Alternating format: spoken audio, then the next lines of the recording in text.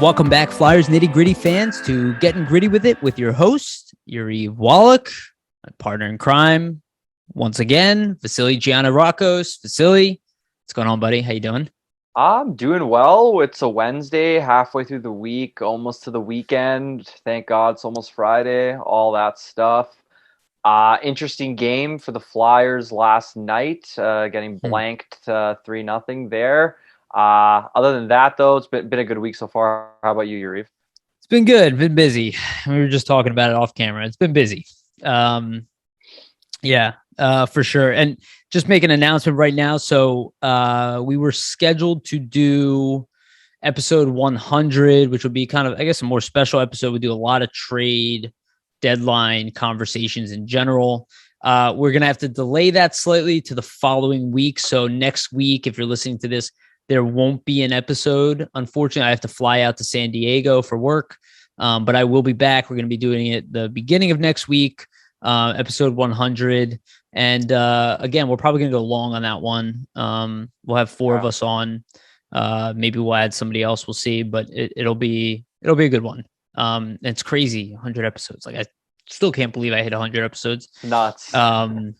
Or we hit 100 episodes, right? Because now you're part of it. I haven't been here for the majority of them, but that's okay. We got to count, actually. I'm not even sure how long you've been here, but I think it's like 10 or 11. That's pretty good, man. That's not bad. Good. Yeah. That's pretty good.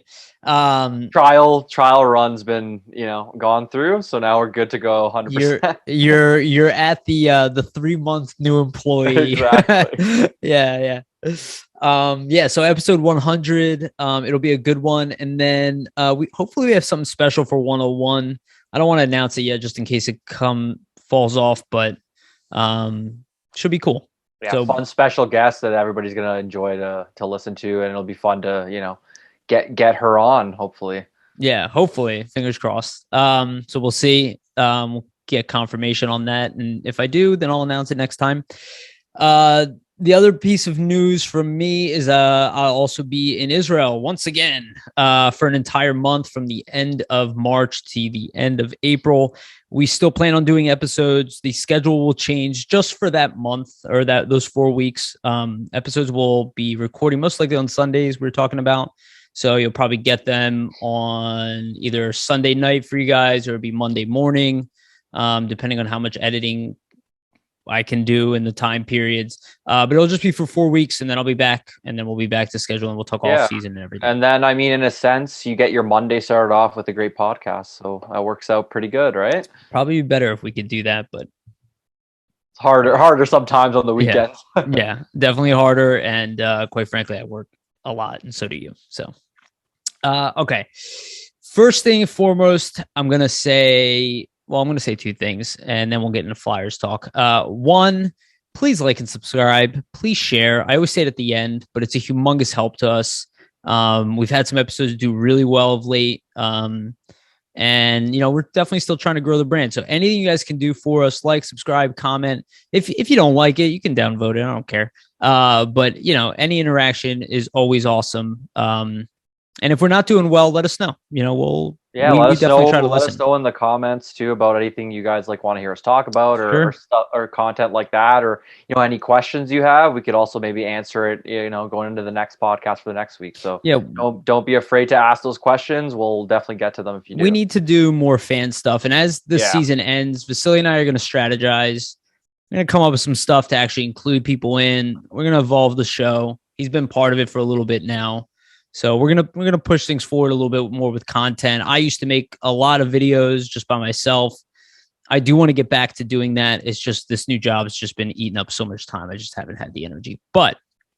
And the Flyers suck, so it's not as fun. So icing on the cake on that. But we'll get a brainstorm going, and then we'll figure it out, and we're gonna come back even bigger and better. Right? We've been talking about a mailbag for a while. I feel like we need to start doing that, like asking people for questions before we do this show, and then include that in there. So look out for that. We're probably going to do that. I'll call it out here. We are going to do it. So then eventually we do it. And all right. Also shout out to our sponsor, Jim Steaks on South. Go get a cheesesteak. Please go get a cheesesteak and go get it from Jim's. Jim's is great. They're Flyers fans.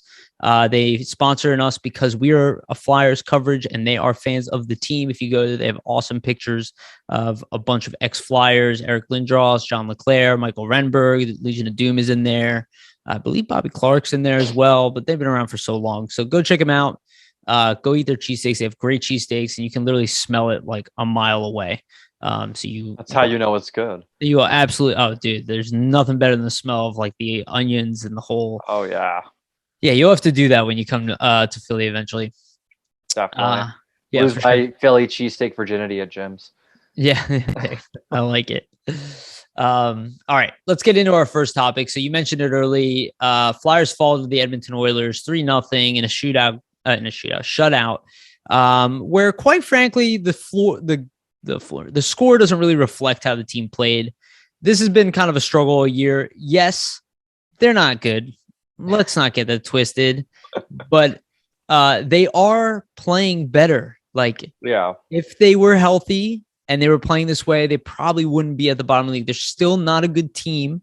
They definitely aren't a playoff team, but they would be more middling. They would be more interesting to watch as a healthy squad. Having said that, some guys are coming back finally. Farabee still rusty, but he's back. But a disappointing game just because they couldn't score. And, just power play is really not showing up. We can mix that in there, but we do want to talk about the power play separately. So what do you think about the 3-0 loss to the Oilers? The effort was there, obviously, from the team. I don't think it was a lack of effort thing where we've seen some past games where the team just didn't have it off the jump. So they had jump. I believe they even had more shots than the Oilers. Not to say that, it's quantity over quality because the quality of those shots obviously matter. 39 to 32. Yeah, so they did have more shots there. The thing that I really want to get... Oilers had 5 power plays. Yeah, that too. The thing I want to get into, though, is it's just the lack of finish, really. Like, they had some chances. They couldn't capitalize on the chances they did have. The Oilers capitalized on their chances when the Flyers broke down. When the Oilers broke down, Koskinen was there to bail his defense out and his forwards, and the Flyers just couldn't actually get one to go in the net and go, past Koskinen for them. My thing is, you kind of have to switch up maybe the way you're attacking. I thought last night they attacked off the rush quite a fair bit, but just couldn't seem to capitalize. You'd like to see more puck possession, kind of rotate down low. But as we were saying, with the lack of talent right now on the roster, it's kind of hard to really get mad when they played a decent game, right? So yeah, that's my opinion anyway. Absolutely. And Travis Sanheim in particular, I think maybe played the best out of anybody. He led the team in ice time. Him and Ristolainen both had just over 23 minutes in the game. Provorov had 21.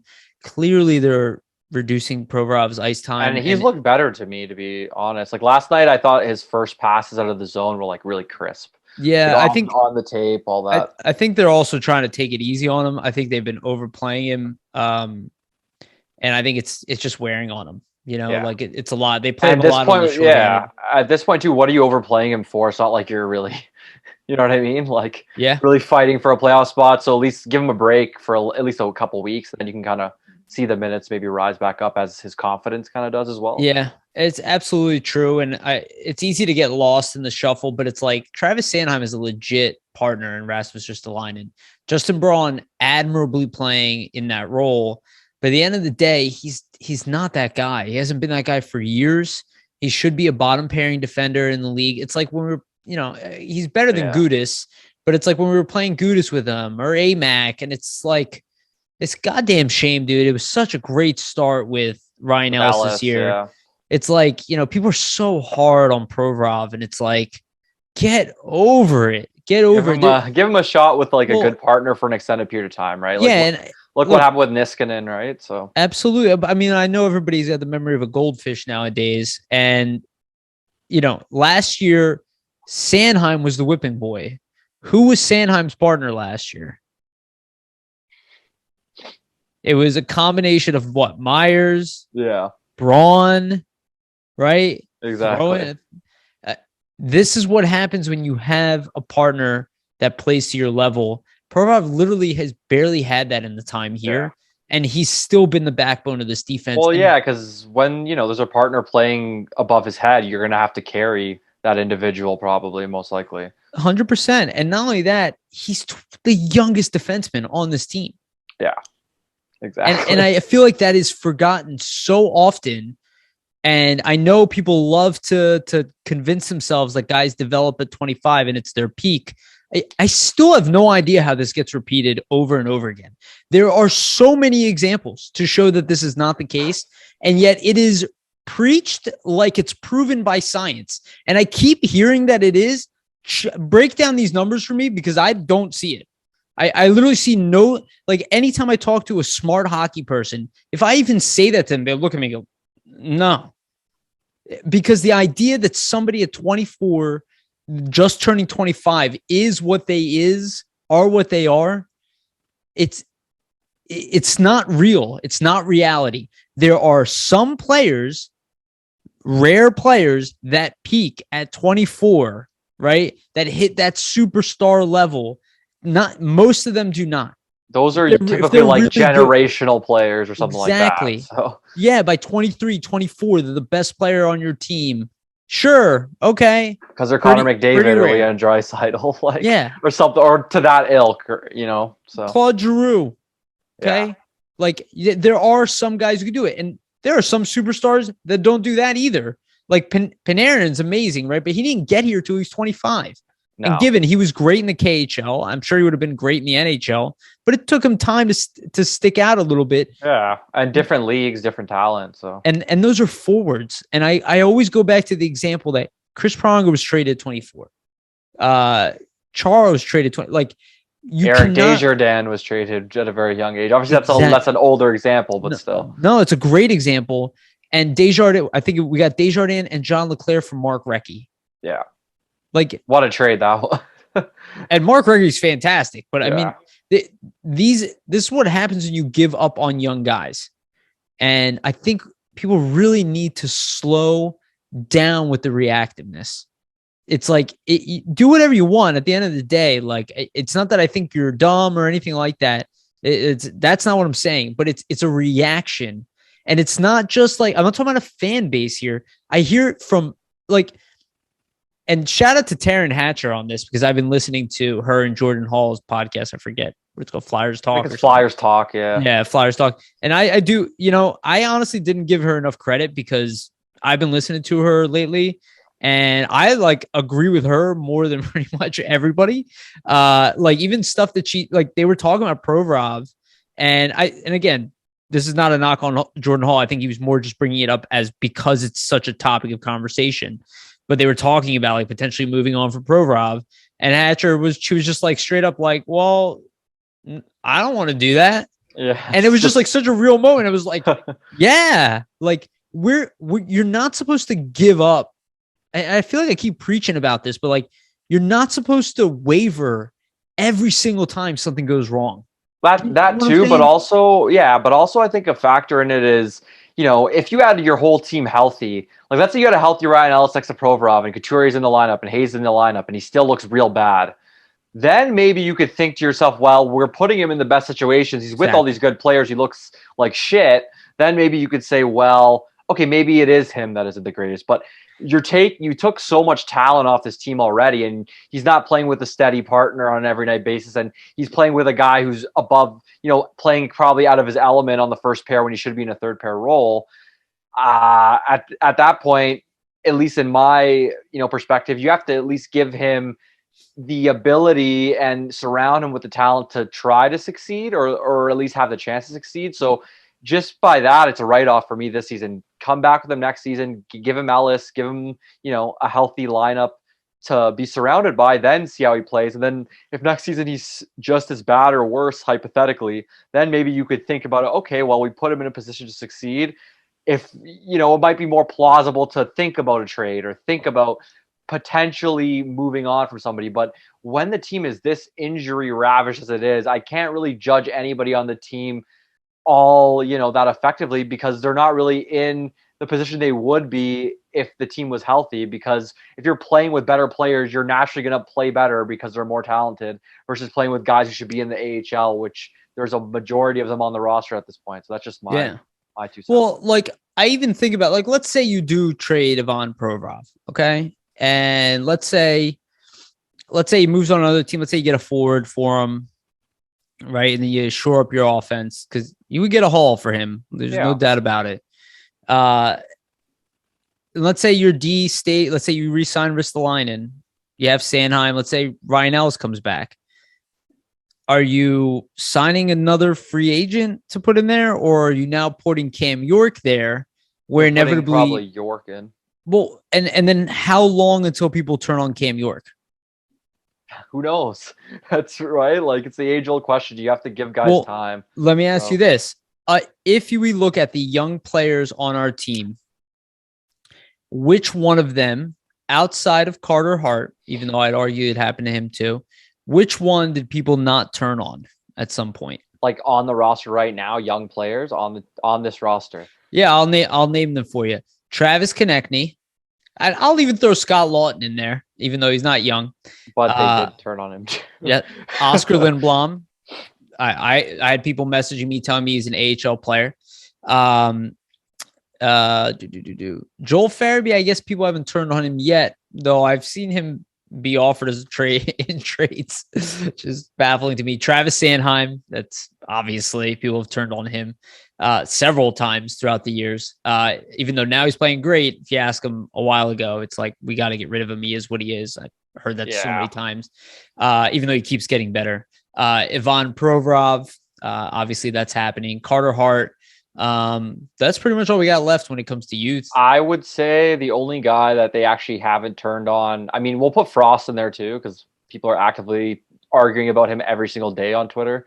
But yeah, Farabee's probably the only guy that anybody isn't actively or hasn't actively been like, we need to trade him, he's actually bad. That type of like turnaround from when we drafted them and they were like, thought, well, this is going to be a good like prospect, good player. Let's watch him develop. Give it time. He's only 22 years old. Yeah, it's possible it might happen, but it's just, you gotta give guys the right time to develop. As we're saying on many shows, that probably the last like 3-4 shows we've probably been hammering this home, is that young guys, it's not linear, right? There's an up, there's a down, there's a peak, there's a valley. Look at Carter Hart. He looked terrible last season, maybe one of the worst goaltenders in the league historically in terms of stats for like a 20-year period. Look how good he is this season behind a really bad team, right? So, I mean, there's ups and there's downs, and that's the best way to look at it, I would say. Is look at Carter Hart. That can happen with any single young guy on the team. And I agree with everybody. I am so sick of watching this team suck. Like, I fucking hate it. Doesn't mean you trade all their young guys because the team sucks. Because realistically, the reason why the team is so bad is because of the injuries, not because of the young guys that are on the team. So... Now we've heard the idea that there's like the wrong mix. Maybe. Yeah, I'm not really convinced of that either. Well, the thing is too, do we really know like what the mix even is? Because you haven't had a healthy team all season. Like, you need to see Ryan Ellis play more than 20 games in this uniform to know what the mix is. That's my opinion. It's funny because, like, I'm sure most people aren't aware of this, but Travis Konechny's third on the team in points this year. Yeah. He is 8 points behind Cam Atkinson in 2 less games, 8 points behind Giroux with 1 more game. And if you would ask people what kind of season he has, it's like, well, they'd be saying it's terrible. Yeah, pretty much. And again, I don't love these numbers. 31 points in 51 games is nothing. It's not star numbers. No. But considering the situation with the team, could be worse. I mean, my thing is this: it's at 51 games, about what, 31 games left or something like that. And a lot of those points are under Yo. Yeah, a lot of those points are under Yo, but I mean, there's 31 games left. We could say, I mean, let's be optimistic. Let's say he gets 20 points in those 31 games left. It's funny. Last year in 50 games, he had 34 points. He had three more goals. Yeah, like, it's not much of a difference, but let's say he gets up to 50 points on the season, 51, 52 points in 82 games. Like, is that the best that you want to see for somebody that you're paying that much money? Probably not. You probably want to see a bit more production. But also, Scott Lawton's been his center for the last, like, month and a little more. Like, do I love Scott Lawton? Like, I think he's a great player when he's in the right role. Should he be on the second line? Team in points. But he shouldn't be on a second line, right? Like, let's be real. He's a third line player. That's the role he should be in. The only So player that I have given up on is James Van Riemsdyk. yeah, but that's majority of everybody. I would say that. I wouldn't say you're the only one who's alone on that one. Yeah. Like, I don't think it's his age.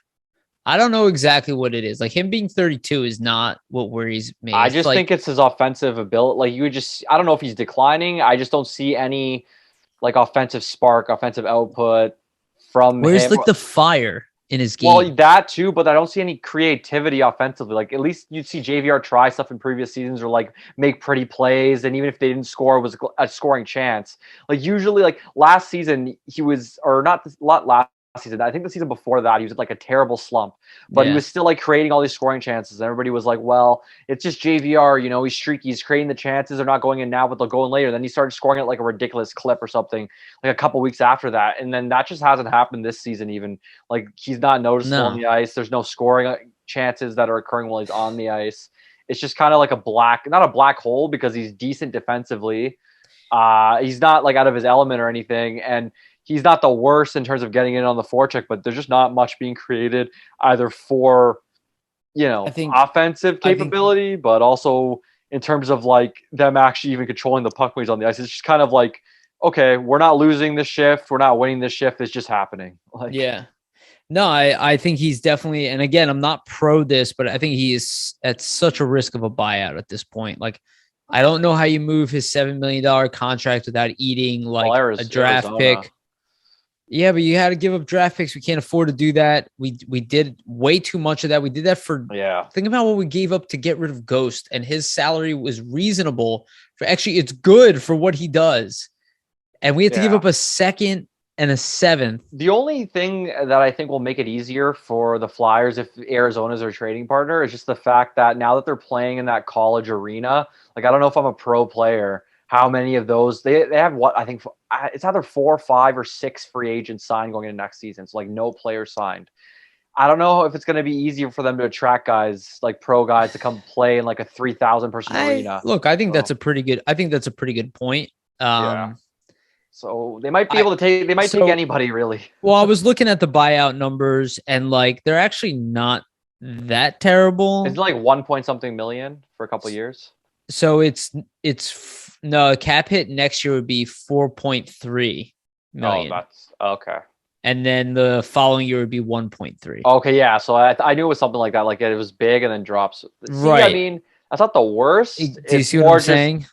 It's like, do you want that 1.3 when if you just kept him for like the next year, it would just be off your books, right?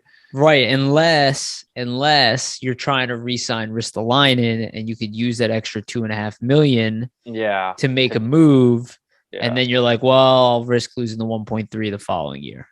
I don't know. My thing is that like they gotta try their best to trade him this offseason. Like I mean, you just can't afford to lose assets. You can't lose. We don't even have 2 second-round picks for the next 2 years. For the next 2 years in deep drafts, which is not good. I mean, you're going to recoup something on these UFAs, but it's not going to be everything that you think it's going to be.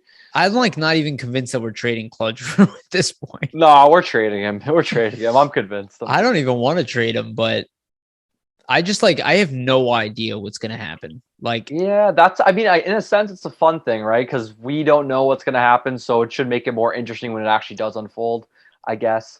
I just feel like everything I'm hearing is not what I would do. So I'm kind of like, I don't know what's going to happen. Well, do you want to dive into the Risto stuff? Because we kind of... Yeah, sure. Let's get into Risto. So Risto recently, and this is Friedman, I think, reported on this. Yeah, Friedman. He was offered a $6.3 million contract over 6 years, and he turned it down. Now maybe that's coming directly from the agent, trying to get it out there, trying to get his numbers up. Yeah, possible. I could see it. That's negotiation, right? So look, I guessed wrong on this. I thought that potentially you wouldn't get a bump in pay. I was clearly wrong. Is the $1 million increase from this year that big of a deal? No, considering what he's making. But I do look at his role on this team as a number 4 defenseman, and I can't help but think, how are we paying this guy the same as Ellis? Yeah. Close to Provorov and more than Sanheim. and he's the fourth best of them. That's what I mean. Like, I don't know how that settles in the locker room. And clearly the fourth best. You have to take that into effect too, right? That you put Ristolainen in at that number, then any contract you're signing for a defenseman that is better than him has to automatically surpass that number. So that automatically means if you sign Ristolainen to 6.3, Sanheim's next contract has to be more than that because he's better than him. And he turned it down. Yeah, and he turned it down. So he thinks he's worth more. And I have to say, if you, like, in my mind, I have already, like, mentally been like, I'm trading you. Well, that's, yeah, me and you have talked about this for like weeks on end at this point, and we both kind of have the same mindset there. I would move on unless you're getting him for 5.5, which clearly isn't happening. Unless he's resigning for what he's making now, or like a slight increase. Like, I would give it to him for 3 years. What happens when he's 33 years old? He's clearly not that good. He makes $6.5 million a year. And he's also a big guy, and you know how big guys tend to age. Yeah. In terms of, and he plays a physical game, physical style. I want nothing. I want no part of this contract. Yeah. And that's the kind of the scary thing is that, I mean, I don't know if everybody's familiar who's watching, but I mean, on Twitter, there's a pretty big presence. It's called NHL Rumors Daily. He reports a lot of rumors. He's been right on like tons of stuff in the past couple of years, so it's a great follow. It's at NHL Rumors Daily on Twitter, and he reported earlier, I believe yesterday, stating that even though he turned the 6.3 down, the Flyers still want to get it done, and they're trying to work with Risto and his agent to get something, you know, obviously signed, and that's kind of concerning to me because if he's, you know, if you're turning down a 6.3 offers, it's not going to be less than 6.3. It's going to be more. So, I mean, if they get him signed for, let's say, 6 years or close to $7 million, that's really an albatross for what he brings, and the value, like, versus the talent to the money that you're paying for it, because you're effectively paying a number 4 defenseman like a number 1 or number 2 defenseman. And where does that slot? You know, a Sanheim when you have to re-sign him, or a Provorov in 3 or 4 years when you have to re-sign him. It just kind of like mess up your whole cap situation, which isn't really good asset management, because if I'm a player and I see somebody who's effectively playing less minutes than me on the same team that is worse than me, I'm going to say to my agent, well, he's making that much, why can't I make more? And what's the GM going to really say to not only that, to that? So we're letting our best player and captain go and then bringing in Ristolainen. Yeah, like most of that cap space that you would have from Giroux should be going to somebody, you know, who can replace his skill and talent level, not somebody who's a fourth defenseman. And given he makes what, I think 5.5 right now. 5.5, I think. I might be wrong. I'm just double checking so we don't get it wrong. 5.4. Okay. So he makes 5.4 right now. So, like, again, $1 million extra a year. Not the end of the world. And that's the UFA market, really. Like, there's usually it's rarely a UFA will get a decrease unless they have a terrible season going into their UFA. Yeah. Which Risto, you could argue, is having probably one of his better seasons. I guess you could, handful of years, right? I guess you could think of it this way: if you're getting JVR off the books, even next year, right? Not this year. There's your JVR money. It goes into Risto. Who would you rather have, JVR or Risto? It's like obviously Risto. I'd rather have Risto, but I would rather first and foremost just have that money to address other areas, because I think there's other holes that are way more prevalent in terms of like making the team competitive. Well, I mean, you could argue Risto will leave a hole. Yeah. Well, my thing is this: you can argue Risto will leave a hole in terms of the physicality, and that's 100% big hole true. For us. And that's the thing, right? The team was soft last season. To a degree, you can say that adding Risto, you've seen a lot more sandpaper to the game, to like their game in general. And I think the team has played with more grip because you have a guy like that on the team, and it kind of brings everybody's confidence level up, saying, hey, like, Ristolainen has my back. I know he has my back. So you play with more edge to it, right? I just look at it from like asset management. You have York and Zamula who are eventually going to need to come up. Obviously, they're both left-handed defensemen, not right-handed, so it's a different situation. But that's 2 defensemen you have waiting in the wings. You're signing a guy for $6 million. I mean, I just think that money is better served elsewhere. Even the physicality aside, I don't know what your opinion is. Such a big contract, dude. Yeah, if it was, like you said, if it was a 2-3 year deal, I could live with that, because 3 years you could reassess. It's not. Yeah, like, but 6 years. Yeah, we could 33 agree. years old, 34. we could agree that like 2-3 years, would you say you'd be fine with? Just because then at Three. that point, That's what I thought the offer was 3 years for 6.3. No, 6 years. Which I get him asking for 6 years. He's 27 years old. Why wouldn't he's in the prime of his career at 27. He's right in the sense that he's a right-handed defenseman and he's physical and the demand is there for it. But I look at it and I'm like, I don't see a guy that I'm like, oh, I have to have this player on my team. No. And that's the concerning part for me. And it kind of like we've had him all year. We have not been good defensively. No. And given he is one of the bright spots of it, but like he's not like this player that like if I compare his value to Giroux is clearly much more valuable to us than Rasmus Ristolainen. He's not a game breaker to the extent where he's like actively affecting each and every single game he's playing in. Right. And I think if you're paying a guy that much money, he doesn't have to be to that point, but more often than not, he has to be making an effect on the game. And maybe even with Rister, you could say, you know, there's that physical element, the Flyers are lacking it, so they're going to overpay for that because they don't want to lose that because they just, you know, paid so much to acquire it in the offseason. I think that's an element too, right? Fletcher paid so much in a trade to get him, so he doesn't want to let him go because it makes the trade look even worse. So that's a sense to it too. It's just puzzling for me. I'm worried about, I'm sorry to cut you off, but I am worried about, like, I heard this and I was kind of like, what is the game plan here, dude? Yeah. Like, Fletcher, look, what are we talking about here now? Like, you have a team that is highly underperforming. You already moved your assets to swap shit out. You know, none of the deals have happened at this point, you know, to get guys out of here. You have a bunch of injuries racking up on this team, and you're going into next season, which could be potentially another disaster season, you know, and then you have 3 disaster seasons under your belt as GM. And meanwhile, Jack Eichel was out there and you didn't even make a play for him. That's a guy I overpay for. Yeah. Look, it's a talent evaluation, right? Like, why are you overpaying for Risto? Why aren't you making moves to overpay for somebody that might actually like be a game breaker for your team? That's the thing.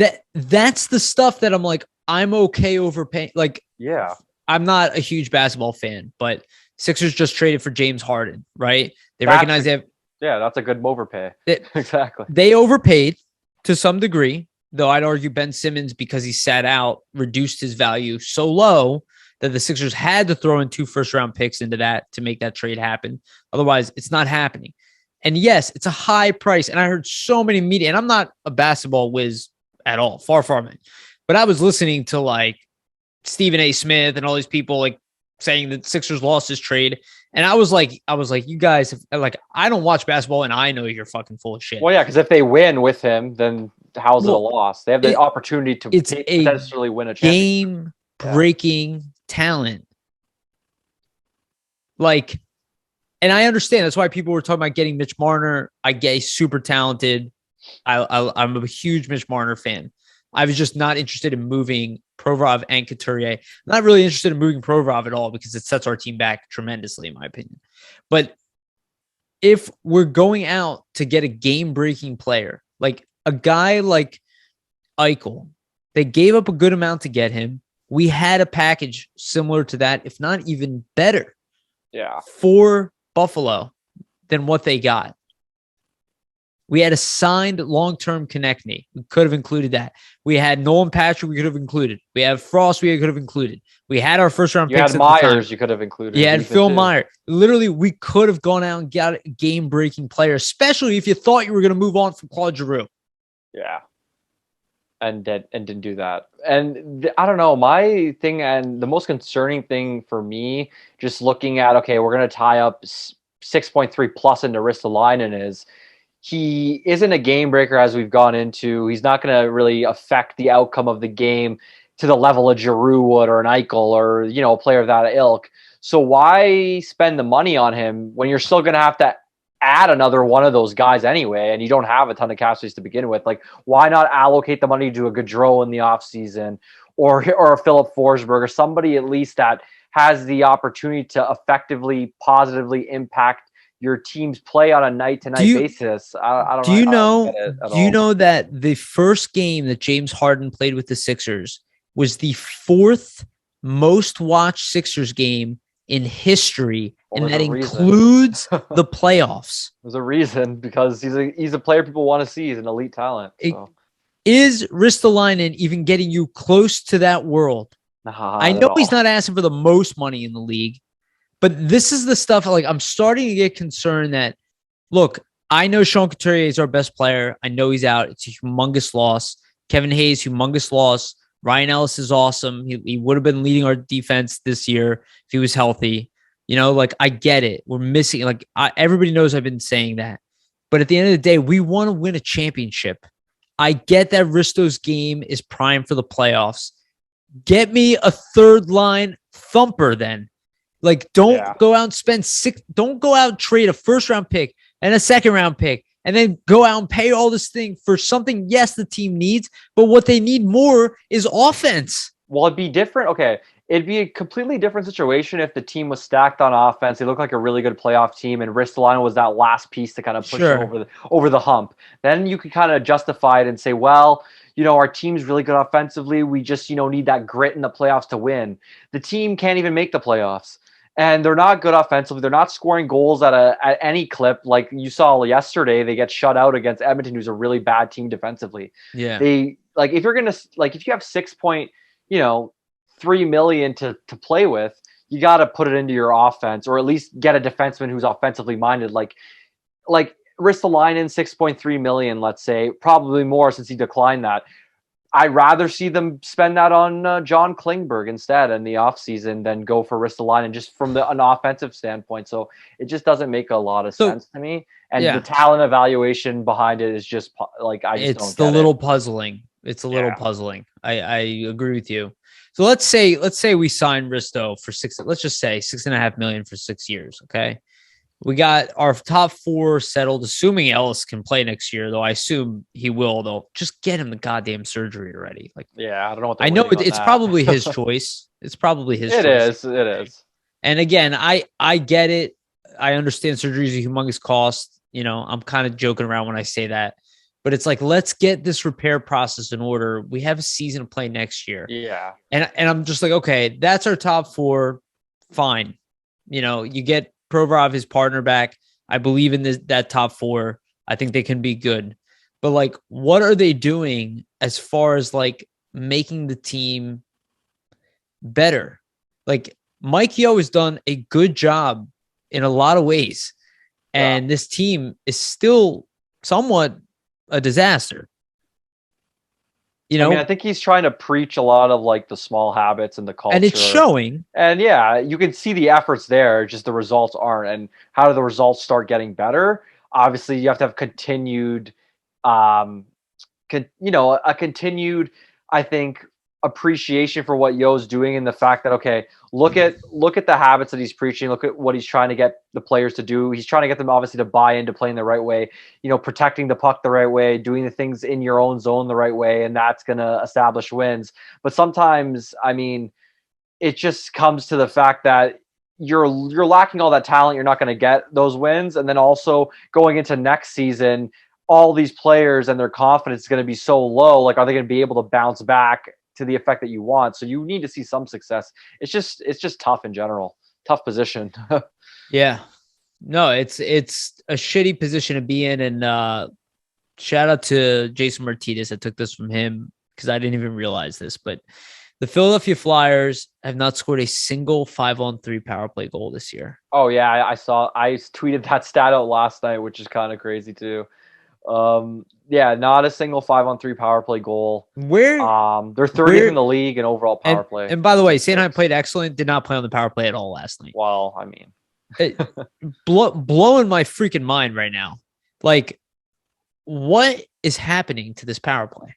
Like, how did we go from having one of the best power plays in the league to slowly trickling to middling to now being? I have some fun stats. Useless. Please. So, under AV and Tarian, the power play this season was 9 for 68 and a 13% clip. Under Yo and Williams, the power play was 9 for 57, 15% clip.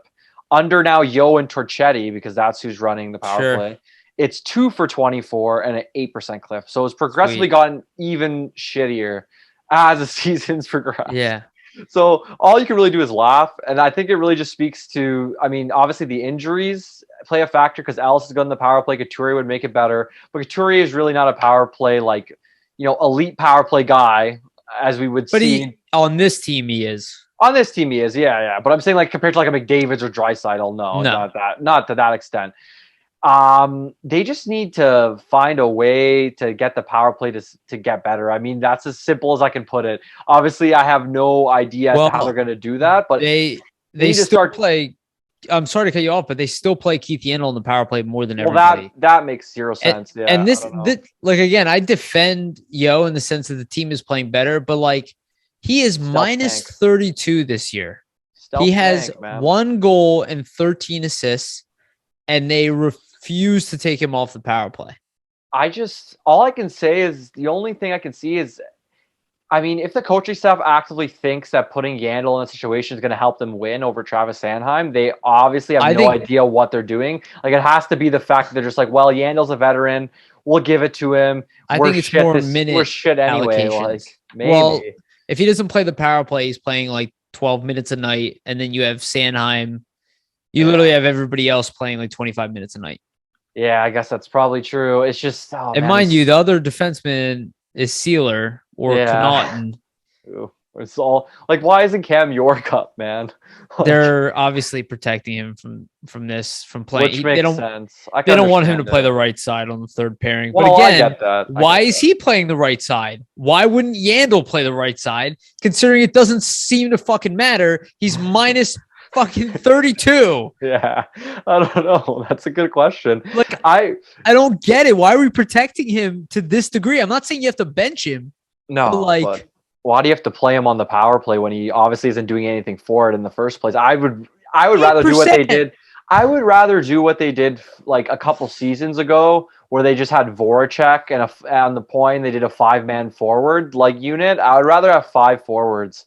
If you're worried about the shorthanded goals, well, maybe who cares? Doesn't really matter at this point. Like, do anything. It can't get any worse. My thing is like, and this is the reason kind of we wanted to bring the power play up, and it kind of goes back to this: is what are we doing for next season? How are we going to improve? Where can the team improve? Like, that needs to be a legitimate thing that the front office sits down and says, our power play is effectively really bad. It's been bad for 3 or 4 years at the bottom of the league. What do we need to do? Well, we need to find a way or acquire players or do something or get a power play coach or get a head coach that knows how to run a power play. They're going to bring in another coach. Well, yeah, but I mean, I don't know. It's just like the power play has to get better. It's so important if you're going to be a good team, a winning team. It can literally change the outcome of games. If they could have a good power play, that could equal 10, 15 more wins this season. You know what I mean? So absolutely, dude. They need to find a way to. I mean, couldn't you make a case that our special teams, considering what they're both at the bottom of the league, because of that is a big reason why we're at the bottom of the league? Well, 100%, yeah. That of course. I mean, we can't stop a power play, and we can't score on a power play. 2 of the most important facets of the game. Exactly. When this team was like fighting for a playoff spot, even when they were average, middle of the road. Their power play typically was at the top of the league. The penalty kill was around the middle. Yeah. And their 5-on-5 was like average. Yeah, so it offsets. Exactly. Literally this season, the 5-on-5 is shit. The penalty kill shit. Outside of Carter Hart, everything. What is going well this year? Like, what can you actually say? Like, if you had to look at the Flyers and be like, they do this well. That's honestly that's a hard exercise. Like, if you went through that to somebody, then I'll save you the time. There's nothing. Yeah, there is. You cannot say that they do anything well this year. No, pretty much. The only thing nothing above average. The only thing I'll say they do decently since Yo's taken over, and this is even the full year, so it doesn't really even count, is I would say at this point their breakouts are a lot better than they were. They're still nothing, like, they're still not excellent or like up to the par of like an elite team in this league, but their breakouts have gotten better. But if you can't capitalize on any of the scoring chances you're creating through those breakouts, it's not like it really matters. So yeah, it's This year's been absolutely ridiculous. I do want to give a quick update since I'm kind of following the game here. The Lehigh Valley Phantoms were down 2-0. They're up 3-2 on the Providence Bruins. Sam Wismer is there covering the game for us. Cam York did score the first goal tonight, his second of the year for the Phantoms, assisted by Wiley and Sushko. Second goal, Hodgson, who keeps scoring, assisted by Garrett Wilson. And then third goal, Matthew Strome is third of the year, assisted by Zamula and Glendenning. Yeah. That's good to see. See York on the board, Wiley on the board a bit. Yeah, look, there's some exciting young talent still going to come in here. Tyson Forrester is hopefully going to be healthy next year, though he probably will start in the minors just because he missed an entire year. We got Tanner Lazinski, who, most likely going to make his way to the NHL. We'll talk about Wade Allison in a minute, but Wade Allison, obviously. And there's some stuff to look forward to. Yeah, and I guess you could even look to just the end off the power play stuff. I mean, Cam York, they're probably thinking, well, that will help fix our power play maybe next season. All I'm saying is, look, we're both dedicated Flyers fans. And now, if people ask me, why should I watch next year? I have nothing to tell them. Carter Hart, that's my only, and Joel Farabee. Why? To watch him get fucking shelled? Yeah, by other teams and have the team underperform in front of them. I'm biased. I just like goalies, so I could just watch a goal even if the team stinks. Well, but for a regular fan, they probably wouldn't want to see that. I'll watch every game if they're the worst team in the league. That's not a question. But I mean, if I'm trying to tell other people why they should watch the Flyers, I can't. Yeah, you can't pinpoint really anything, and I agree there, 100%. Even if everybody comes back, look, there is a scenario here that the Flyers don't make any big blockbuster moves. They bring everybody back, even bring back Claude Giroux, and this team could be good next year. That is a possibility as well. Just very slim, but new coach. But that's the point. Yeah. Is that and I'm not. I actually think about it more and more. I'm I feel like Fletcher shouldn't have done what he did in the offseason. Hindsight's 2020. I like the moves just like a lot of other people. I'm not saying that I'm smarter than Fletcher. I'm smarter than other people. But I think about it, it's this is what I think Ron Hextall was talking about, that most people are not willing to do, is when you got excited and saw a hope that the team was getting better, to not go out and do these type of things, to not go out and trade your first round picks immediately until your team started playing better, then go out and trade for a Jack Eichel, or go out and get your Ristolainen when your team is playing better and you add that piece to get him over the edge. Because now we're saddled with a bunch of contracts and we have no idea what the hell we are. And you don't really know the direction because obviously the GM's trying to re-sign a guy like Ristolainen. You're not sure we're a playoff team. Yeah, you're not sure what he's going to do with the money that he does free up from Giroux, potentially leaving, JVR potentially leaving. It's really just tough. That's such a heartbreaking thing to watch a franchise guy leave, captain, franchise player, and to be we're going to go overpay for Rasmus Ristolainen, which we already overpaid for to begin with. Yeah, it's just not, like I said, like we were saying even off camera, just asset management, it just isn't there. And it doesn't make a lot of sense as to why you would do that. Could we not have used Shane Gostisbehere this year? I believe he's outscoring Rasmus Ristolainen right now. So. He's outscoring every single defenseman on the team. Yeah. Including Travis Sanheim. Exactly. And quite frankly, he's on the same pace he had last year. Yeah. For those who think he's on some torrid pace because he's playing on the word, none of that was true. I heard people saying that. No, he's the same goddamn player he was. He's still flawed. But quite frankly, if you play him on if you play him on the third pair, give him power play minutes, he could be an asset for you. So. How many people said that he brings what Ghost brings, but he's better at everything to Keith Yandel coming here? And you were wrong. Yeah, big time. This is what I keep. And again, people are doing it to Provorov. I do look. The one thing I'm going to go a little bit all over the place because I'm upset about this Ristolainen news because in my mind I'm this is not working. Just let him fucking go, Fletcher. Yeah. Get rid of him. Much. Honestly, take the year fucking off if you have to. Get rid of the fucking dead weight and come in with a goddamn plan. like a real plan. Well, you need to know where get you're rid going. of JVR. You need to know where you're going as a team, because it seems like he's operating like the team's a contender, but they're nowhere near it, right? They're like almost not last in the league, but they're last bottom 5 in the league. I mean, typically teams in this position try to rebuild, and I have no issue with the fact that he wants to try to be competitive, because as we've seen from a Buffalo and Arizona, just trading away all your skilled players and being shit for 10 years isn't going to work. But overpaying guys when you're in this position and you're not close to contending not going to work. Also isn't going to work. So there needs to be a middle ground. Like, you can go out and sign a free agent, but and pay a lot of money for him, but it has to be because it fits into a certain plan that you have for the team. Or he has to be a complete game breaker. Exactly, which Ristolainen is neither. So yeah.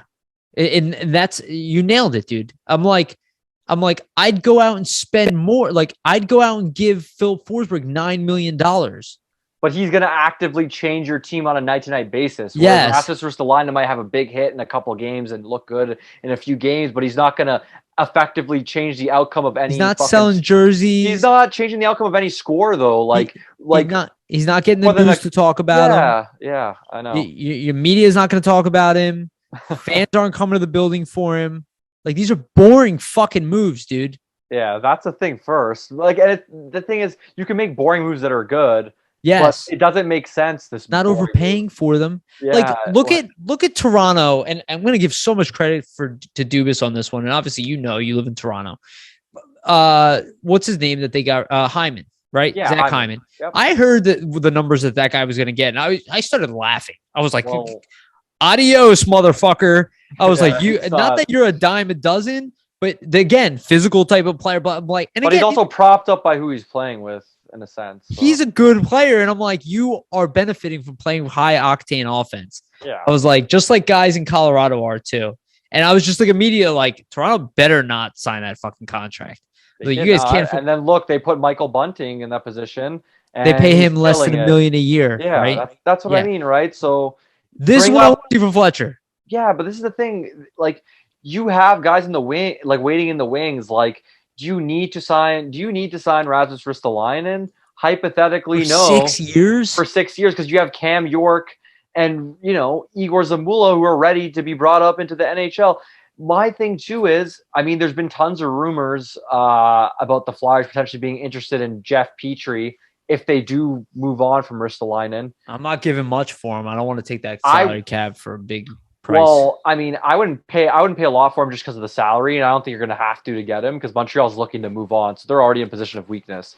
My only thing is that I would rather take Petrie than sign Ristolainen because at least it's only 3 years. That's what I mean. So, like, if you're gonna, plus, I'd make a case he's a better player. He is. I would say he's better. I mean, two-way wise, he's arguably he's a better defenseman. He's a better defenseman. Almost one or like. Could have been in the Conn Smythe conversation for Montreal last season when he was their best defender outside of Shea Weber, who was a franchise caliber guy. He was really good. Moves the puck well, pretty solid defensively. Obviously, some mistakes there, but like Ristolainen for 6 years, give me Petrie for 3 instead. At like basically the same. Maybe they want to swap. Maybe that's what the trade rumor was. Maybe I hope I would rather go with him. They would love him. Montreal, I feel like, would love Rasmus Ristolainen. They love probably physical defensemen. I just think, man, like, there's no way you could justify that 6.3. And if for some reason you want to bring in another right-handed experienced guy, you don't want to go with like a younger lineup, get Petrie at least 3 years, or go sign Josh Manson, or maybe he wants the same. Hampus Lindholm, maybe. I don't know. Hampus Lindholm, I would take over Rasmus Ristolainen any day. So I want to make that very clear. He's a free agent too. Why not spend the money on him? Like, there's better options. That's the thing that I don't get. It's like, it'd be different if he was like, let's say you look at this free agent market for defenseman was like, well, it's really shit. We have like the best UFA, so we'll just keep him. Then I could get that. But like, he's not the best, and there's like a handful of other guys that are way better than him. So why not just use the money you're going to use on him to actively improve your team since you're already this bad? He's also still going to be a UFA. Yeah, you can trade him and try to sign him later. Exactly. That too. Though I get the advantage of signing him before he negotiates with other teams, but still, I don't know. I'm not interested in being desperate for like, I'd rather be bad next year Then than be desperate adding for 6 years of Ristolainen. Exactly. or just desperate in general to pretend like we're more than. Why don't you like let these fucking guys go? Watch Couturier, Hayes come back. Watch See Ellis what come back. happens. See what happens. Get some young guys in the mix. Exactly. And then be like, okay, we took the year Well, off. Yeah. We have cap space. JVR is now gone. Got a nice got a nice draft pick in 2023 as well. Like, yeah, you know what I mean? We have assets. That's the thing that I wonder about too, is like the team seems so adamant on, okay, we need to be competitive next year. We need to be competitive. And I commend them for that, because I get the fact that, okay, we don't want to be in a losing mentality. We want to be in a losing culture. We want the team to be good. And us as fans and all the fans who are watching want the team to be good. And that's the reality. But sometimes you just can't force things for the sake of forcing things. Like, exactly. If the deals aren't there, if the trades aren't there, if you have to overpay for every single move that you're going to make because other teams know you're in a position of weakness because you want to do this quick on the dime retool, and GMs are going to try to take advantage of you. They don't care what your plans that are. Was right? our whole that was our whole offseason last offseason. That's the thing, right? So like we overpaid for everything we did. And look where it got us. And if you're going to do another offseason exactly like that, you're going to get fired. You're going to put yourself in a team's going to be in a much bigger hole than it even is now. So sometimes you can't just make a trade for the sake of making it. You can't make a signing for the sake of making it. If it doesn't work, it doesn't fit. Like, you know what I mean? You got to look at things realistically. So I'm hoping the team doesn't just try to like force fit all these. Okay, let's make this move. Let's get this guy. Let's trade this guy. Let's make this change on this roster and trade this young guy away just for the sake of making change. I just hope that isn't like the mandate that's going to. Yeah, because we know how valuable cap space is. Like, we know. So take the fucking L. Move on from a bunch of cap. Get as much young assets as you can. Get your team healthy, because you don't even know if these guys are good for next year yet. No, you don't. You know what I'm talking about? Like, Couturier still has a back injury. Hayes still hasn't played. Wade Allison, and we'll talk about him, who's coming back, hasn't had a full healthy year. Same with Tanner Lazinski. Ryan Ellis, we can't even get a fucking update on him. We have no idea what the hell is going on with him. He's alive at this point. We literally know nothing about what's going on with our prized offseason pickup. It's like, at this point, why don't you just be like, well, let's see what happens next year. Let's see if I should invest in re-signing guys. Yeah. Like, let's see if I need to trade more of these guys away, let's say, because it's not going to fit into the future plans because of the injuries that happened or something else like that. Yeah. And if I have cap space, I don't have to be put in a corner. Yeah. And right now, you're not in a corner with Risto. He's a UFA. He's expired. But it's almost like you're putting yourself in the corner for some reason. Yes. Even though you don't have to. Fucking move on from it. If you believe in Sanheim, you'll find another partner. Yeah. Like, I agree. I don't know. Like, it's not the end of the world if we resign. I'm not going to like freak out and be like, this is the worst thing ever. Team's fuck. But like, it'll set the team back. That's my opinion. I just don't understand where it's going. Yeah. Like, you see what I'm saying? Well, what is the fucking plan? No, I don't know. It's a good question. What is the plan? Like, are they trying, like they say they want to add high-end talent, but you just took away like a majority of the cap space that you would have had to maybe add that actual high-end talent in free agency. So I don't know. Like, obviously, the reason they want to buy out JVR. Let's be honest. Yeah, they are. They're probably going to. They are probably. Honestly, the reason why they probably want us to resign Ristolainen this much is because they believe they can get back to the playoffs next season. He's supposed to be this playoff player, but he's also never played in the playoffs before. So it's hard to know. I do agree with that, though. No, I see the tools that he has to be a playoff player. I see he has a physicality, and the rules are much, more relaxed in terms of them calling interference, hooking, he's tripping, been good all that this stuff. year too. Like, I like him. And that's the thing. We're not even shitting on him. Like, I think he's been good. He's probably been one of their best defensemen along with Sanheim this season in terms of like objectively watching his play. It's just, I mean, the guy and his agent are likely stating, okay, I'm a playoff. It's not moving the needle. It's not moving the needle. And they're obviously stating, okay, I'm a playoff player. I'm a playoff guy. But he still is yet to actually play there. So like, until you see it happen, you can't just say, yes, he is. Like, you still have to see it, right? Like, you're still taking a chance that you're paying all this extra money and all this term to see this playoff guy that may not be that great in the playoffs or might just be the exact same thing that he is in the regular season, which isn't worth that money. So, yeah. It's puzzling. I'm frustrated like other people too. Like, and I get, again, like, I get why people talk about moving on from Provorov, These are the guys we want to move on from. Like, I'd But rather you have want Provorov than fucking Ristolainen. Ristolainen Yeah, any day that's of what the I week. mean. That's what I mean.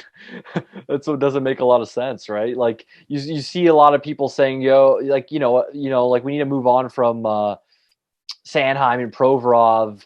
But like, what about Ristolainen? Like, if you think like the defense is bad now, move on from those guys and keep Ristolainen and see how it looks. Like, I know he's only 27, but it's like he's also been around a long time, so I just like I don't know, man. You watch this team lose over and over again. You watch them not be able to score goals. And then you see something like this, and you're just like, yeah, but why? You watch their power play completely ineffective, and then the best power play guy of the last 10 years is leaving, and your captain and the franchise player who literally has carried this team, either to mediocrity or better every single year. Without him, they would have been at the bottom of the league, and they're letting him walk, and then they're spending all this money on Ristolainen. It's like, I'm just like, I'm not seeing it, guys. Just to, emphasize what you're saying, all those things you just referenced, the team's bad, they can't score, they can't play well in the power play, they can't defend well. Does signing Ristolainen effectively help any of those things? Really? Because they're just as bad defensively with him.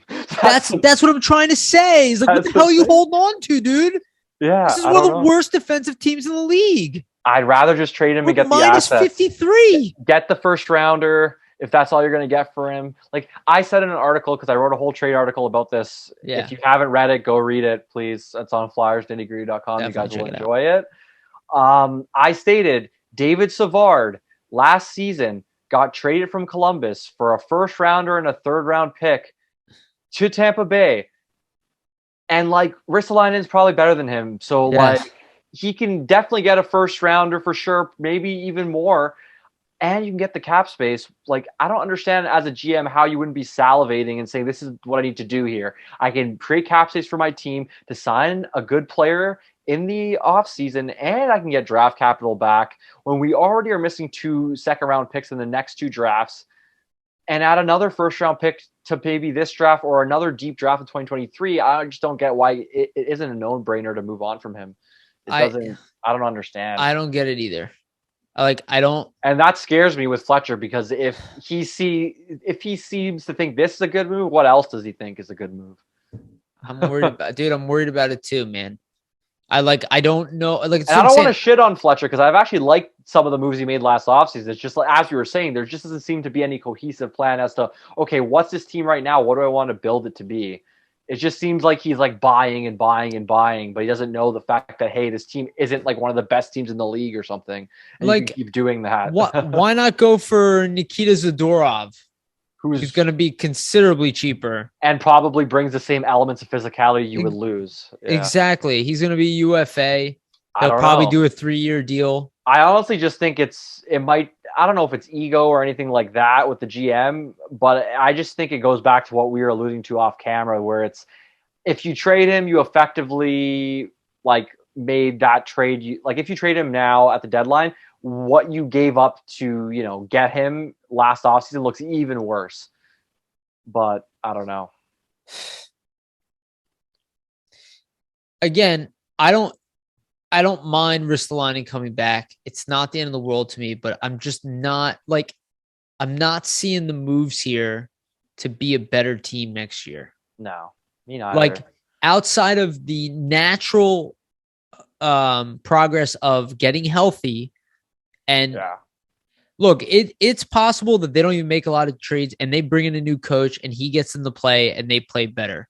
But that's still, there's no X factors here that will get us to the next level at this point. You're walking away from the one you do have. Exactly. As of right now, you're spending that money on Risto. You have no ability to bring another one in. So what are you doing? Unless maybe they're planning on trading TK. Maybe that is part. Maybe they're going to package TK for something. But again, I don't know what.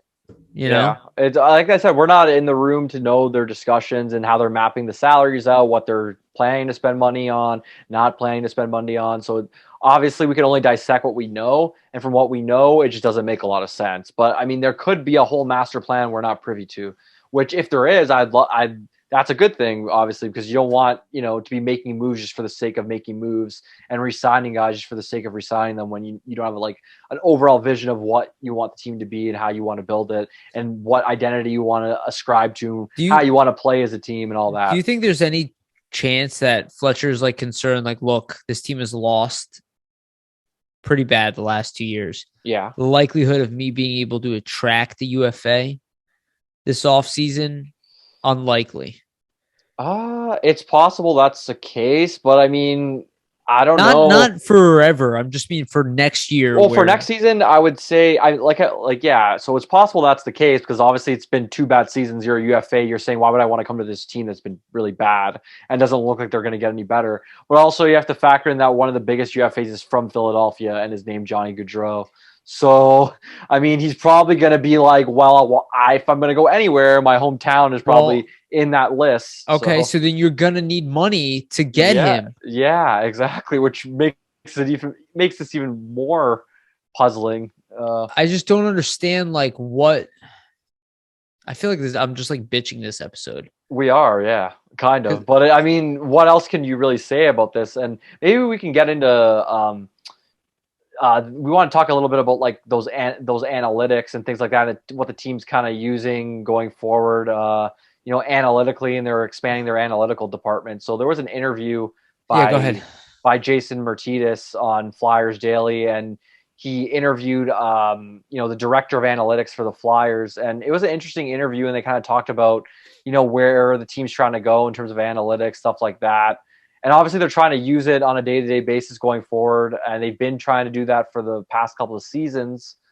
I just thought it was something that's interesting to bring up because apparently there's a chip they're in players' helmets that are in pucks as well, starting at the beginning of this season. And the team's been getting all that data, and you can kind of use that data to look at, let's say, okay, if there's a certain thing we want to improve in a player's game or like a player development. You can pinpoint, okay, look, this player took this stride at this second and shot off with his acceleration at this point, and we want to improve on that. And you can pinpoint stuff like that exactly. So maybe they're trying to use that as a big part to say, hey, we're going to develop our younger guys through analytics and try to make them better. And that's kind of the route that they're going into. I really don't know. I just thought that was interesting to bring up, maybe. No, I think honestly, the thing I thought the most interesting about that interview with Ian Anderson, head of Flyers, head of analytics for the Flyers. Yeah. The thing I thought was most interesting, which I believe, but I don't think most people understand about analytics, is that he said they provide what they're asked. Yeah, that to I was provide bring up too, exactly. Which I think a lot of people think that when people mean lead with analytics, they think, oh, the analytics department goes to them and go, hey, this is who's doing well. This isn't fucking Moneyball. That's a movie. What you do is and I say this all the time, it's a retrospective tool. Well, you yeah. go out. You go to the coach, you go to the goalie coach, you go to whatever, the power skating coach. They say, right, look at this guy. Let's see how fast he shoots off with how he's accelerating from the blue line to here. But they ask what they want to track. Yeah, exactly. They don't go like, oh, we're going to track all this and we're going to show the team what's really happening. No. It doesn't work that way. They go to the coach. The coach says, I want to know what's happening here. And then they track it. That's how tech analytics work. Yeah, exactly. And I thought that was interesting. I like that they're investing more in analytics, though. I mean, I believe in it in the sense that it's a great retrospective tool. It's flawed in some aspects and then very useful in other aspects. Yeah. I think the most interesting part for the interview was just what I was alluding to before, like just the development of the younger players, how they're keying in on that. Like, yeah, if you look to bring that up, if you looked at, as I was saying, like if you want to see, okay, let's track this player who's playing at this level and see where, his skating stride is from this point to this point, and then we can see how long that takes him to get there, and then we can come to him and say, okay, well, you need to improve here, and we tracked you here, and we can do this to kind of get you to get there. And I think that's the coolest part about it for me. But like you were saying, like the players, directors of scouting, goalie coaches, defensive coaches, they're ultimately dictating what these guys are tracking. So if they're not looking for certain things that, you think are important, then you're never going to get the analytics guys really giving them that information. So it's really all up to still the coaching personnel, still the development personnel to pick out what it is they're kind of doing. Yeah, they're the ones who request the data. Yeah, exactly. So I guess as we roll on, though, we do want to talk about some possible returns here. We mentioned it twice already. So Wade Allison is cleared for contact, potentially could play next week, which I think is a little surprising, just because he's injured so often. You would think they'd go easy on him, but that's exciting news. And then also they're going to give Kevin Hayes a go. He might return. I think they're going to try him in practices. And potentially bringing him back into the lineup. Now, he's still not going to be 100%, but from what I understand, from what I heard, he's looking better, though. He's looking more like himself. Like more mobile as well. Yeah, it was a surgery, not based off of an injury. It was a cleanup. Yeah, it was a cleanup. Thank you. I forget what the word I was looking for. Maintenance. It was a maintenance surgery. So, theoretically should be doing better. What a fucking shit year for Kevin Hayes. I'm sorry, buddy. Oh, yeah. Just what an awful year. All regards, really. Yeah, dude. So it'd be good for him to get back and just get to play some hockey. Yeah. I'm sure he would probably enjoy doing that instead of being injured the whole time. And the locker room needs it. And again, This is you think about the caliber of players who've been out for long stretches this year, and not just that, the voices in the locker room. Even Derek Brassard is a good player. Without Sean Couturier, it's like the same thing as losing Claude Giroux. Like, it's a humongous loss. And then Kevin Hayes on top of that, and then Ryan L. It's awful. So there's nothing you can really do. Yeah, there is hope for this team, but it's just like this year just sucks. But what do you think about? Do you think either one of those guys are going to be playing anytime soon? I think we'll see Allison probably in the next week or so. I think they might give him a couple games in Lehigh. Yeah. I think I saw on Twitter, I think it was Charlie O'Connor reported that they're going to try to get Hayes into practices next week full time, and then from there see where he is. Personally, it's like people are saying shut Hayes down. I would say no, that's the wrong move because he has to play through all the scar tissue and get back and condition himself anyway. So you might as well play him and get the conditioning part out of the way now. Yeah, when the season doesn't even matter. So if he's gonna play, so made up, dude. Yeah, it doesn't make a lot of sense from an injury recovery. You want to play through it so you're better for next year. Play through the recovery, get back to yourself. So getting him back is a good thing. And then for Allison, it's a good thing because you want to just see the guy can stay healthy.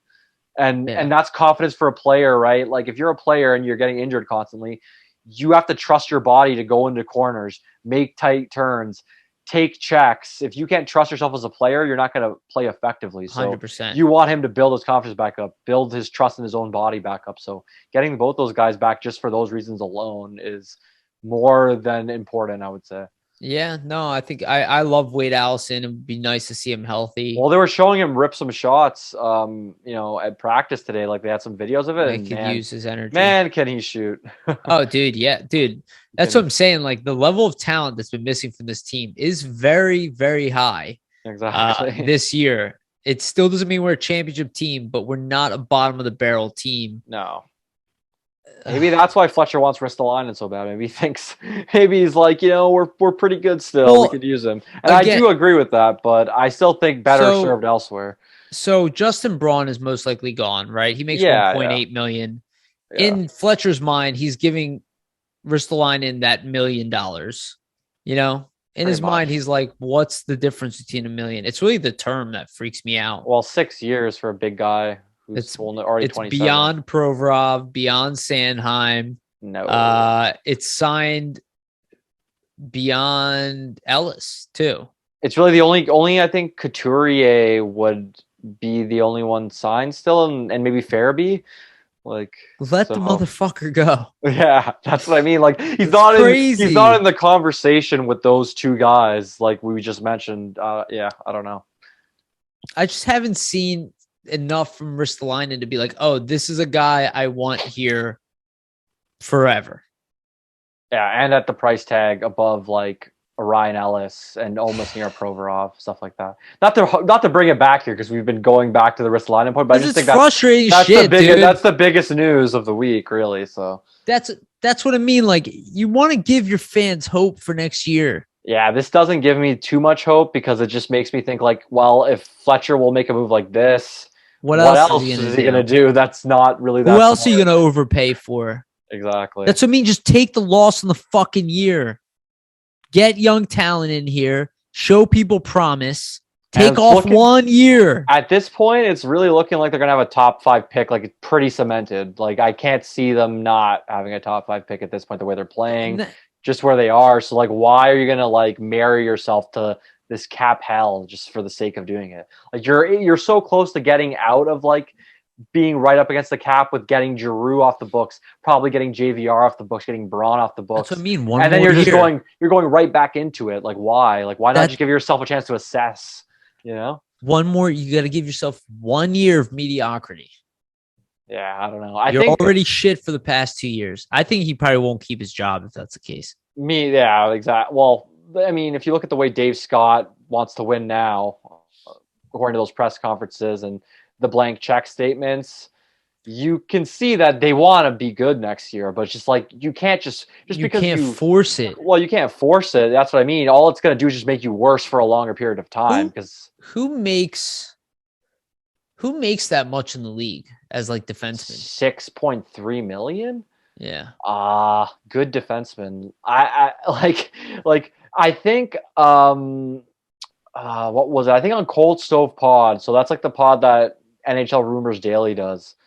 I listened to it and they were saying on there that if he got paid that, he'd be paid like a top like 45 defenseman in the league or something like that. He would make more than Morrissey. More than Morgan Riley is, but I think he's UFA as well.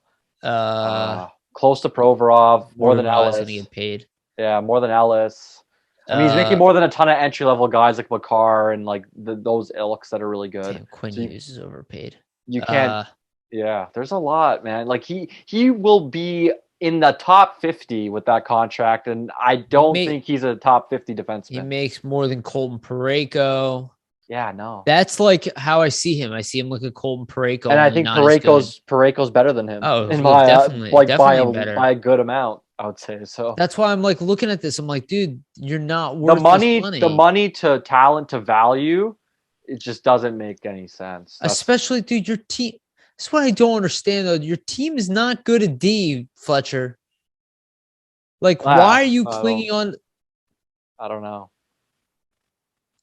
Actually, Devon Taves is one of the best contracts in the league, $4.1 million. That was a steal, yeah. Yeah.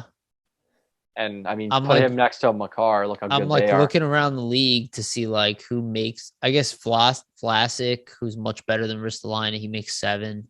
Yeah. But even that deal was signed a while ago, like years ago. You know what I mean? So like, who's New Jersey have on D? That's Subban's a UFA. I think I'll take him for a year. Me and Joe were talking about that when we did an episode of his podcast just last week. We were saying like I would rather let Ristolainen go and sign Subban. Yeah, like to be honest, and he probably would be less money.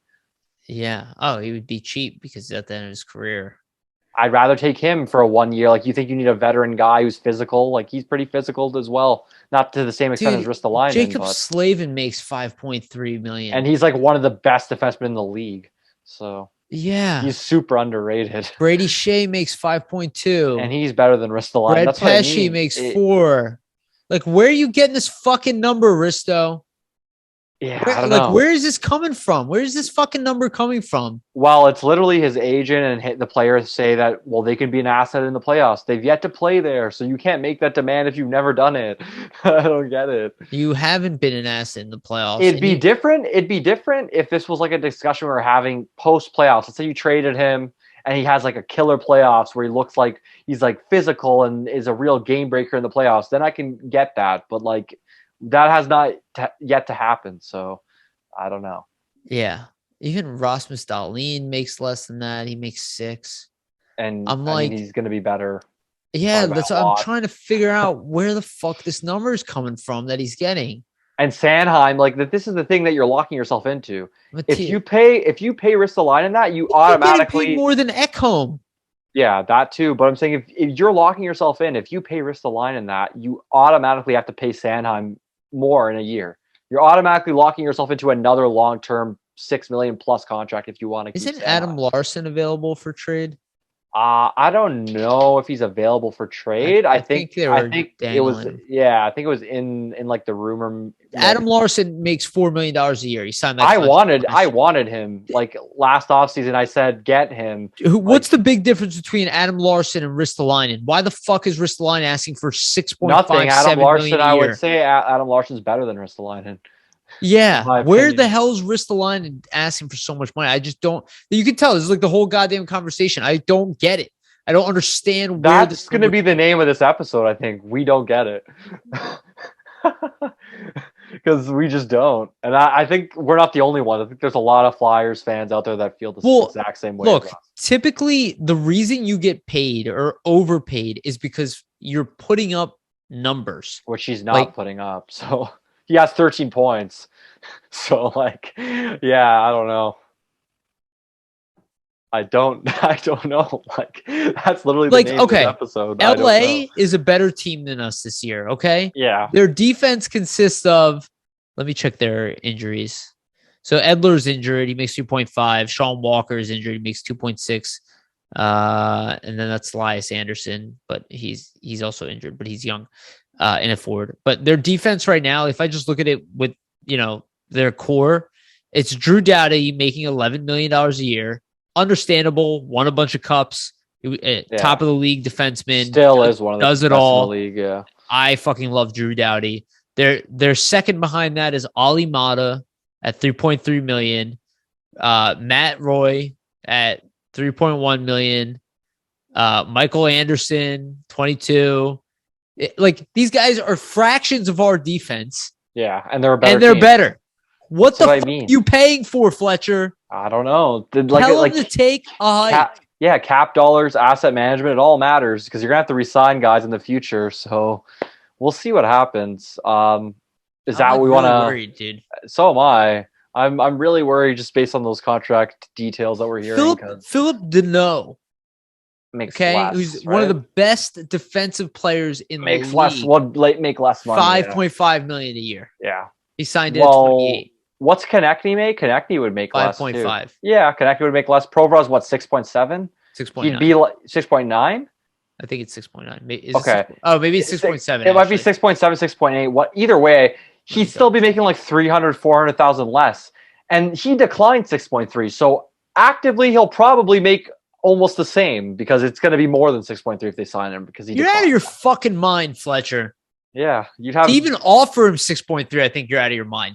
Well, then he's making more than Ryan Ellis. Which is he better than Ryan Ellis? No, obviously that no, he's the fourth best defenseman on this team. Yeah, I don't know. It just doesn't make sense because the reason for me that it really doesn't make sense, and to harp on it, and I said it a lot already. This show is if you lock him in there, you're inclined to sign whoever else on defense to that or more that's better than him.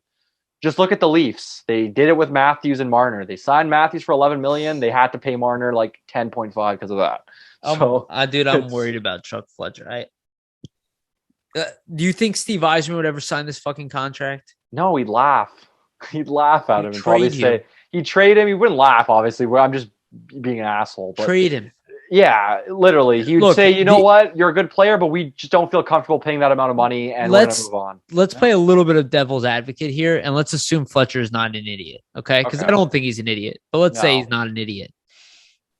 If you're the agent and you want $6.3 million a year for 6 years, and that is not what you were being offered, yes, wouldn't you leak that to the media? Well, 100%, yeah. So if I'm Fletcher, I'm offering you 5 years for $5 million a year. And you see the agent leak the 6.3. Like, that's definitely a possibility, and we're not privy to that because we're not in the negotiations. It's complete guess. Yeah. I'm trying to rationalize. But I mean, Elliot Friedman doesn't put shit out just for the sake of it, so but if he hears it from an agent, well, yeah, if he hears it from an agent, that's not nothing. I'm just saying, he might have confirmed it too. You're not wrong. Yeah, I mean, that's the only thing. He's plugged in, so like, if he's gonna say something, I tend to believe it. That's why I'm scared. Like, if it's one of those guys where you're kind of half on it, like in terms of like who's reporting those types of rumors, then I would take it with a grain of salt. But when it comes from a guy like that, You got to be wary I'm because just usually like he doesn't miss. Usually they don't miss, right? I'm trying to rationalize why you would pay this guy all this money. I really am. I mean, we might have to analyze it because apparently a deal is imminent or something along those lines. They really want to get it done. Apparently, They must have some kind of out plan for JVR. Well, if they don't, they're in cap hell. So effectively, they cannot make any. And they're one of the worst teams in the league right now. Yeah. So if they don't have a plan to get like JVR off the books, then this really makes. We're not talking scorch earth here. Move all your players. We're saying let the ones that aren't going to be here just walk. Yeah, literally. Unless they trade everybody. Whatever you can get. Dude, I and maybe I'm alone here. I am very much okay with them getting rid of all the UFAs, taking a year off, not doing anything crazy, adding young assets, and then picking your window the following year. I'm cool with that as well because then you kind of see what the young guys have a bit more. You see what you got back in those trades in terms of prospects and health-wise. Yeah, and then you can assess and say, hey, we have all this money. And to be fair, I believe that not this year, but the year after's UFA pool looks a bit even more promising too. So it might be even smarter to do it that way. We'll see what they do. It doesn't really inspire confidence hearing a deal like this what would change the tone? What do you think? It's a little bit of a pipe dream, but let's say the Flyers win the lottery draft. Let's say they get the second pick and they get a guy like Cooley, right? Then yeah, around the team definitely. That literally changes. And again, it doesn't mean he's going to make you a playoff team, but it's something to get people legitimately excited that promise that, hey, we got a potential high-end talent guy who could end up being one of the best players in the league. Which again, I see Farabee as that guy too, but we can't do it with one guy. No, you need a collection of guys to be considerably a really good team for years at a time. Look at Colorado; they got Rantanen, McKinnon, Landeskog. They didn't just. You got to hit a bunch in a row, exactly. And I feel like I'm being so negative this show, but this Ristolainen thing was just well, you can't be positive about it because it's just there's nothing to be positive about. He turned it down. Yeah, I don't know about that. Thank God. That's what I was saying. I mean, when I was talking to Joe earlier in the week, we were saying it's a blessing in disguise that he turned it down. Why are we saying that? And our GM is no, I still want to get this done. I don't know. Good question. Let something, I guess, be. Don't you look at your salaries? Stay tuned. I guess we'll see. Maybe he has something up his sleeve we are all not aware of. I'm hoping that's the case. Look, he might be planning a big trade. Maybe he is going to trade Provorov, which I would argue is retarded. We'll see what happens, won't we? Is there anything else we wanted to get to before we wrap it up? Yeah. Isaac Ratcliffe looks to be benched for Willman. Oh yeah, for the upcoming game. That I don't like, and just the reason is stuff we were talking or have been talking about for the past couple of weeks. Is, I mean, you're not going anywhere this season. You aren't really going to do much with Max Willman in the lineup. He probably doesn't look to be a part of your long-term future, where a guy like Ratcliffe could be.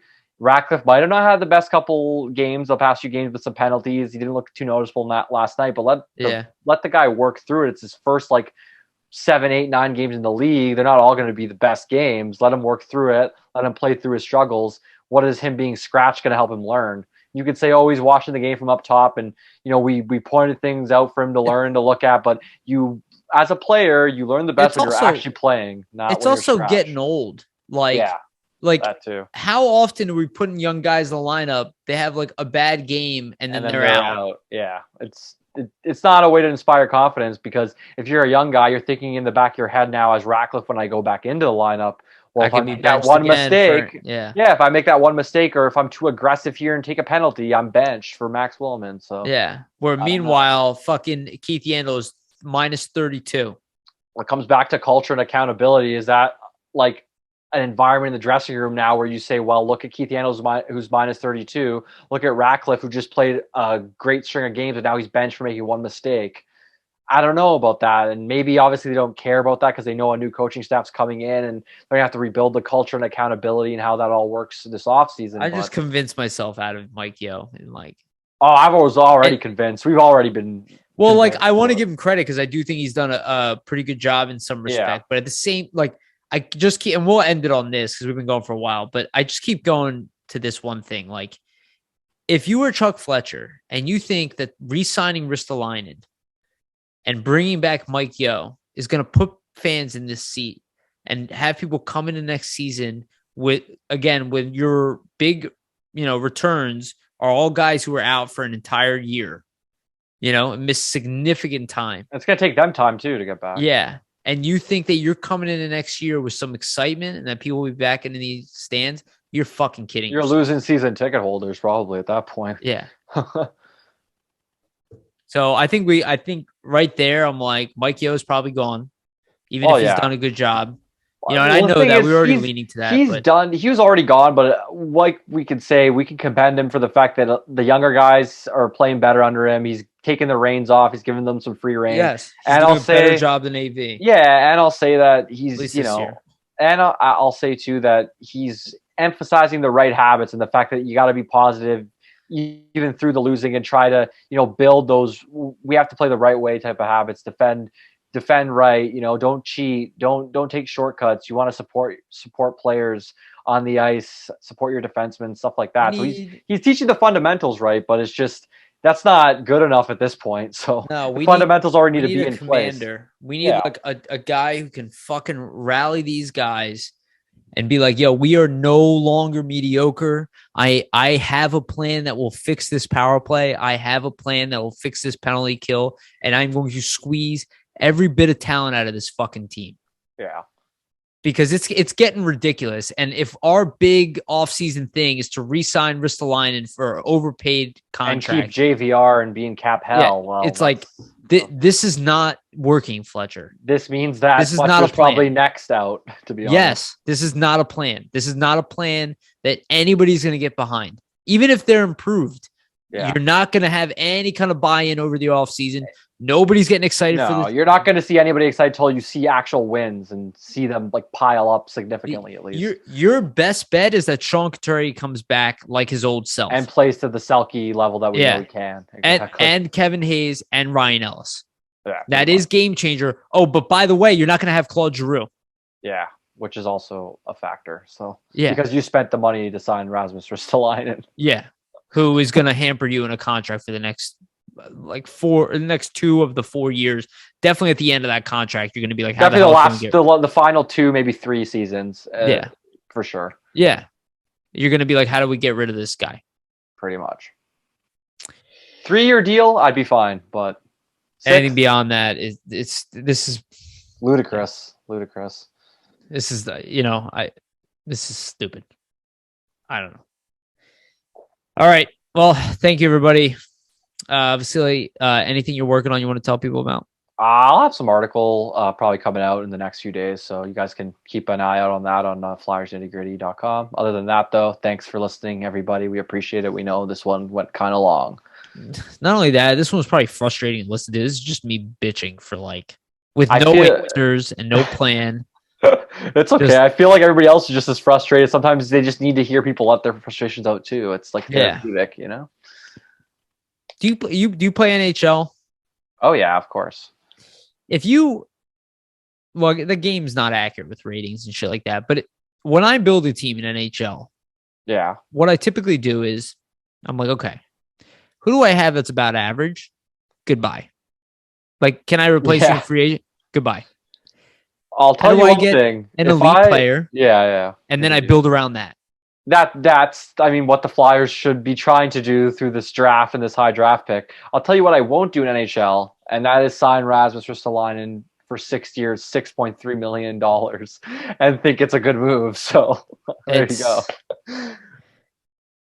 I feel like you listen to this episode, you're like, these guys don't like. I do like Rasmus. I hate this contract. I think he's played really good this season. I have no slight to him. He's played well in a number 4 role, but you can't pay a number 4 guy $6.3 million. You can't invest this much into a defense. It's the bottom of the league. And they're minus 52. That as well. You can't. He is one of the backbones of it. Yeah, just not a good look. Not a good It look. looks dumb. It looks Exactly. dumb. It does look It's like dumb. investing money in a stock that's falling. For no reason, just for the fact to say, well, we already have the stock, so we might as well invest more. Yeah. But it's Facebook. They lost $200 million. Buy. All right. Oh, man. Well, actually, that case, maybe you can make a case that Facebook will probably go up eventually. All right. Never mind. Okay. Thank you, Vasili. Thank you, everybody, for listening. Sorry, this one was probably a frustrating one. Episode 100 would probably be more exciting. We'll talk about trades and stuff like that. Hopefully, there's more news about that as we approach. Hopefully, we see Ristolainen get traded before that. And then, yeah, I think we'll be 6 days from the trade deadline. When we'll probably some more 21st. Yeah, probably some more 21st. News and stuff. Yeah, so hopefully we have some stuff to talk about. I'll be rummaging the forums. We'll talk about all kinds of trades too. We don't have to just talk about Flyers. It'll just be like trade deadline talk and stuff. Exactly. What a shit show this season is. Why can't we have Steve Yzerman as GM? I know, right? You never know. We need an Yzerman. Maybe that's Danny B. Maybe that's Danny Dude, B. It's in the same mold. I would have, dude. I was hoping Chris Pronger was going to be GM of this team. Just have people stare people down. Yeah, that'd be more interesting. Force you into making a good trade or something that you don't want to make. Yeah, just like stare you down until you trade them. Trade your best player. Somehow the Flyers got Connor McDavid for Rasmus Ristolainen. How did it happen? How did it happen? I don't know. Pronger convinced them to do Someone's gonna outtake this and fucking for like 5 seconds and be like, "Look at these idiots." Yeah, I'll take it. That's fine. Cares. Okay, thank you, everybody. Like, subscribe, share, leave us comments. We love you. Thank you for listening. Even though it's been a really frustrating year, this one was more of a venting episode. But like I said, we'll have better episodes in the future. And hopefully we have some good news and some direction, so I don't have to feel like we're a directionless team, which is a really shitty feeling. Yeah. All right. Thank you, everybody. Love you. Thank you for listening. Remember to always stay gritty.